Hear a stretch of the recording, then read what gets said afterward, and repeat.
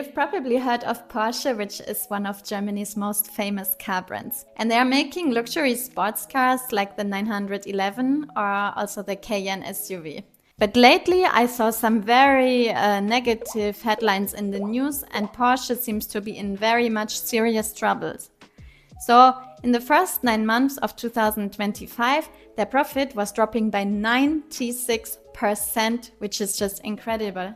What you need to know is that Porsche is not completely independent. It's actually part of the Volkswagen Group, which also owns Audi, Skoda, Seat, Bentley, and Lamborghini. And within that group, Porsche is the sporty luxury brand, so it's kind of VW's crown jewel even. And they went public in 2022, but Volkswagen still owns most of the shares. And here's also an interesting fact. So the current CEO, Oliver Blume, is actually also the CEO of Volkswagen itself. And a lot of investors didn't like that situation.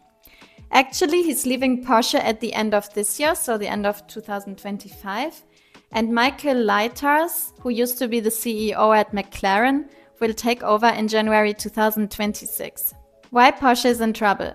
So the main reason is that their electric vehicle strategy was failing. So a few years ago, Porsche wanted to become a leader in electric cars, and they were even planning to build their own battery factory and develop a new electric vehicle platform. But actually the project became way too expensive and they didn't progress that much. So this year, Porsche actually changed direction. So what they did is they were canceling the battery factory and they were deciding to focus more on combustion engines again. That was actually a U-turn, which was costing them about 3.1 billion euros. And at the same time, their sales were dropping, especially in China, which used to be their biggest market. The sales actually went down by 26%, and Porsche says that the whole Chinese luxury market has collapsed. And what adds to that are also the new US import tariffs, which are worth about 700 million euros in extra costs. That's an immense problem.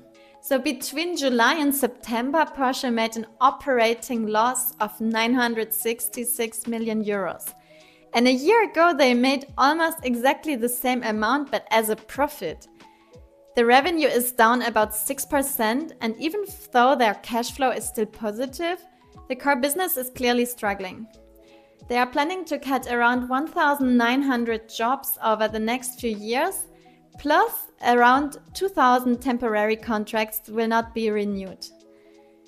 And they are also negotiating a new cost-cutting program with the Working Council. So what's next?